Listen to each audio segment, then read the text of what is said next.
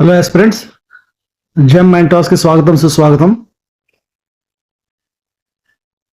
ఈరోజు 30th June 2026. So ఈరోజు మనం ఇంపార్టెంట్ కరెంట్ అఫైర్స్ మరి వాటికి సంబంధంగా ఉన్నటువంటి MCQs సాల్వ్ చేద్దాం. ఈ క్వశ్చన్స్ అన్ని చాలా ఇంపార్టెంట్ అండి. మీ అప్కమింగ్ ఎగ్జామినేషన్స్లో మీకు ప్రశ్న కనిపిస్తాయి. సో ఈ క్వశ్చన్స్ అన్ని ప్రాపర్గా సాల్వ్ చేయండి. ఒక లాజికల్లీ మీరు ఏదైతే చదువుకుంటూ వెళ్తున్నారో మీ ప్రిపరేషన్ చేస్తూ ఇటువంటి క్వశ్చన్స్ అనేవి డైలీ బేసిస్ మీద సాల్వ్ చేస్తే మీరు ఆ టెస్ట్ సిరీస్ అనేవి లాస్ట్లో రాస్తారు కదా ఎగ్జామ్ ముందు, అవి మీకు సాల్వ్ చేయడం ఈజీ అవుతుందండి. సో ఆ ఓరియంటేషన్తో మేము మీకు ఈ MCQs అనేవి daily basis both in Telugu and English medium మేము అందిస్తున్నాం. సో ఛానల్ ఎవరైనా ఇప్పటికీ సబ్స్క్రైబ్ చేసుకోకపోతే దయచేసి సబ్స్క్రైబ్ చేసుకోండి. అండ్ మీకు వీడియో అనేది లాస్ట్ వరకు చూడండి. నచ్చినట్టయితే లైక్ అండ్ షేర్ చేయండి. Thank you. Let's start this session. First question, Delhi కొత్త ఈవీ విధానం ప్రకారం 2028 నుండి తప్పనిసరిగా ఎలక్ట్రిక్గా మారనున్న వాహనాలు ఏవి అని అడుగుతున్నారు. దానికి సమాధానం ఏంటంటే ద్విచక్ర వాహనాలు అనేవి కంపల్సరీగా ఈవీ విధానం ప్రకారం మారబోతున్నాయండి. సో కొత్త మన ఢిల్లీ కొత్త ఈవీ పాలసీ ప్రకారం దశల వారీగా కొత్త పెట్రోలు మరియు డీజిల్ ద్విచక్ర వాహనాల స్థానంలో ఎలక్ట్రికల్ వెహికల్స్ ఈవీలు అనేవి ప్రోత్సహించే లక్ష్యం అనేది పెట్టుకున్నారు. రెండో ప్రశ్న, ఇటీవల వార్తల్లో నిలిచిన హిమాయత్ సాగర్ సరస్సు ఏ రాష్ట్రంలో ఉంది? తెలంగాణ. మనకు తెలుసు Himayat Sagar very important. So Himayat Sagar అంటే మనకి హైదరాబాద్ సమీపంలో ప్రముఖ జలాశయం తెలుసు మీకు. సో ఇది ఇటీవల పర్యావరణ పట్టణాభివృద్ధి చర్చల్లో వార్తలు నిలిచిందనమాట. అందుకోసం మనం ఈ కరెంట్ అఫైర్ అనేది క్వశ్చన్ ఇస్తున్నాం ఈరోజు. మూడో ప్రశ్న, ప్రాసెస్ హీట్ అనే పదం ప్రధానంగా ఏ రంగానికి సంబంధించింది? ఏ రంగానికి సంబంధించిందండి? ఆప్షన్ బి, పారిశ్రామిక ఉత్పత్తి. అంటే ప్రాసెస్ హీట్ అంటే ఈ పరిశ్రమల్లో ఉన్నటువంటి ఇప్పుడు ఉక్కు, సిమెంటు, రసాయనాలు మొదలైనవి అధిక ఉష్ణోగ్రత అవసరమయ్యే ప్రక్రియలకు ఉపయోగించే వేడిని ప్రాసెస్ హీట్ అంటారు. ఓకే అండి.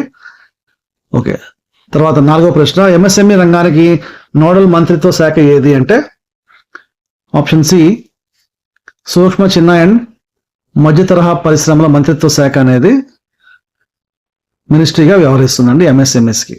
ఐదో ప్రశ్న, భారతదేశంలో గ్రీన్ హైడ్రోజన్ ఉత్పత్తికి ఎక్కువగా ఉపయోగించే సాంకేతికత ఏది అంటే ఎలక్ట్రాలిసిస్ వివరణ. సో ఎలక్ట్రాలిసిస్ అనేది ఎప్పుడు కూడా మనకి ఈ గ్రీన్ హైడ్రోజన్ ఉత్పత్తికి ఎక్కువగా ఉపయోగించే టెక్నాలజీ అండి. ఆరో ప్రశ్న, జీవ వైవిధ్య పరిరక్షణకు సంబంధించిన అంతర్జాతీయ ఒప్పందం ఏది? చాలా ఇంపార్టెంట్ బట్ ఈజీ క్వశ్చన్. ఏదండి? CBD, జీవ వైవిధ్య ఒప్పందం.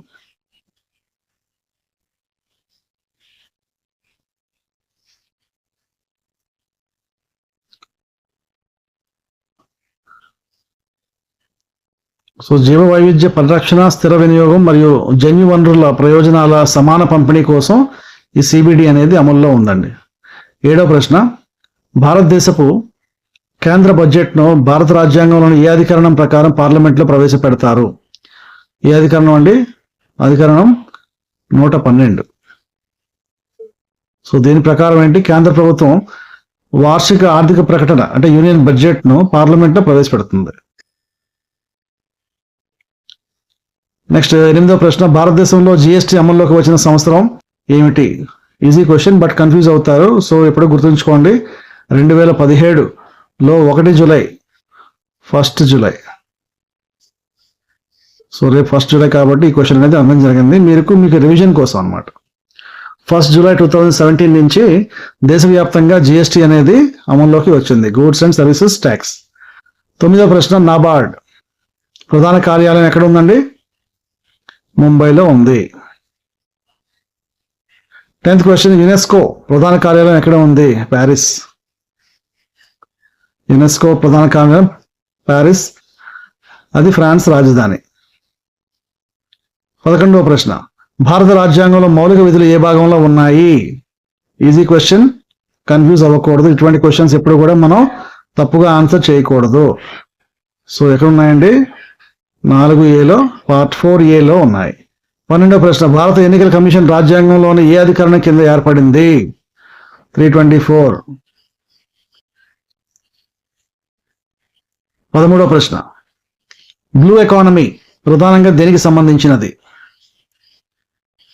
దేనికి సంబంధించిందండి? సముద్ర వనరులు.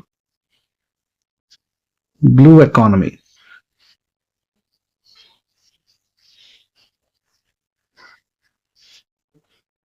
Blue revolution.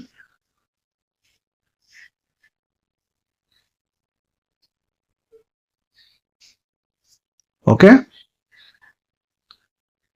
నెక్స్ట్ 14వ ప్రశ్న, భారతదేశంలో ప్రాజెక్ట్ టైగర్ ప్రారంభమైన సంవత్సరం ఏది?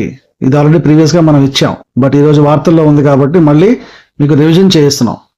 ఓకే అండి. 1973లో ప్రాజెక్ట్ టైగర్ ను పులుల సంరక్షణ కోసం ప్రారంభించారు. 15వ ప్రశ్న, భారతదేశపు తొలి మహిళా రాష్ట్రపతి ఎవరండి? ప్రతిభాదేవి సింగ్ పాటిల్ గారు. ప్రతిభా పాటిల్ గారు అన్నారు అంట. ఈవిడ భారతదేశపు తొలి మహిళా రాష్ట్రపతి. 16వ ప్రశ్న చూడండి, G20 శాశ్వత కార్యాలయం ఎక్కడ ఉంది? ఎక్కడ ఉందండి? G20 శాశ్వత కార్యాలయం ఎక్కడ ఉంది? ఉందా? లేదు కదా. సో శాశ్వత కార్యాలయం అనేది లేదు. ఇటువంటి ట్రికీ క్వశ్చన్స్ ఇప్పుడు వీటితో మనం జాగ్రత్తగా ఉండాలి. సో G20కి నాటో లేదా UN లాగా శాశ్వత సెక్రటరీస్ అనేవి ఏవి లేవు. ప్రతి సంవత్సరం అధ్యక్ష దేశం ఏదైతే ఉందో కార్యకలాపాలు నిర్వహిస్తుంది అనమాట. ఒక చోట, ఒక కంట్రీలో ఒక చోట, ఒక కంట్రీలో ఒక చోట, సభ్య దేశాల కంట్రీలో నిర్వహిస్తారు. నెక్స్ట్ 17వ ప్రశ్న, భారతదేశ మొదటి సౌర మిషన్ పేరు ఏమిటి? ఏదండి? ఆదిత్య L1. పేరులోనే ఉంది సన్. ఆదిత్య L1. 18వ ప్రశ్న, ప్రపంచ పర్యావరణ దినోత్సవం. Easy question. June 5th, world environment day. 19వ ప్రశ్న, సుస్థిర అభివృద్ధి లక్ష్యాలు SDGs ను ప్రకటించిన సంస్థ ఏది? చాలా ఇంపార్టెంట్. ప్రతి కాంపిటేటివ్ ఎగ్జామ్ లో ఇప్పుడు sustainable development goals, millennium development goals గురించి ప్రశ్న వస్తుంది. సో తప్పకుండా మీరు ప్రతి సస్టైనబుల్ డెవలప్మెంట్ గోల్స్ లో ఉన్న 1 నుంచి ఎన్ని గోల్స్, అన్ని గోల్స్ కూడాను మీరు పట్టి వెళ్ళినట్టయితే గ్యారంటీగా మీకు ఒక క్వశ్చన్ అనేది మీరు ఆన్సర్ చేయగలుగుతారు. సో గుర్తుంచుకోండి. సో ఐక్యరాజ్య సమితి ప్రకటించింది అనమాట. ఓకే. 20వ ప్రశ్న, భారతదేశ ప్రధాన ఎన్నికల కమిషనర్ ఎవరు? ప్రస్తుతానికి ఉన్న కమిషనర్ ఎవరండి? ఎవరు నియమిస్తారు? భారతదేశ ప్రధాన ఎన్నికల కమిషనర్ ఎవరు నియమిస్తారండి? రాష్ట్రపతి. ఓకే. సో ఇవి ఇవాల్టి ఇంపార్టెంట్ వార్తల్లో ఉన్నటువంటి కరెంట్ అఫైర్స్ ఏవైతే ఉన్నాయో ఇష్యూస్, వాటికి సంబంధించిన static GK and multiple choice questions. మీకు కొన్ని క్వశ్చన్స్ అనేవి రాబోయే సెషన్స్ లో కూడా రిపీట్ చేస్తుంటాం, ఎందుకంటే అవి చాలా ఇంపార్టెంట్. వాటిని మనం ఎంత రివిజన్ చేసుకుంటూ వెళ్తే అవి మనకి అంత గుర్తుండి మనం ఆన్సర్స్ ఆ క్వశ్చన్ మనకి నెక్స్ట్ ఎగ్జామ్స్ లో మనం ఆన్సర్స్ కరెక్ట్ గా పెడతాం. సో గుర్తుంచుకోండి. అండ్ మీకు ఈ సెషన్ బాగా నచ్చినట్టు ఉంది. సో మీరు లైక్ చేయండి, షేర్ చేయండి వీడియోని, అండ్ కొత్తగా ఎవరైనా వచ్చినట్టు సబ్స్క్రైబ్ చేసుకోండి. డెఫినెట్లీ మీకు మా వీడియోస్ హెల్ప్ అవుతున్నాయి అనుకుంటున్నాను. ఎగ్జామ్స్ లో అయితే మాత్రం ఈ క్వశ్చన్స్ మీరు చూస్తారు. Thank you very much. That's all for today. Bye.